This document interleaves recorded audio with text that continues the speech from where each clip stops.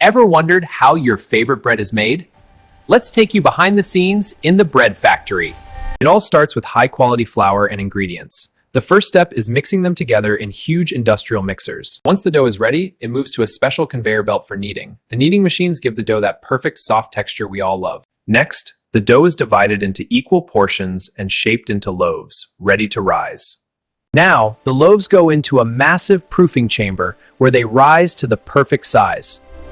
After proofing, the loaves are baked in bulk high-tech ovens, where they transform into the golden, crispy bread we all crave. Next, the loaves are sliced, bagged, and labeled by an automated packing line. These machines ensure each loaf is ready for delivery with minimal human contact. Finally, the loaves are cooled and packed for distribution, ready to hit stores and your kitchen.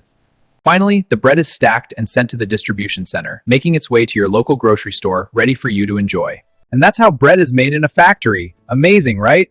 Don't forget to like and subscribe for more behind-the-scenes looks at your favorite food.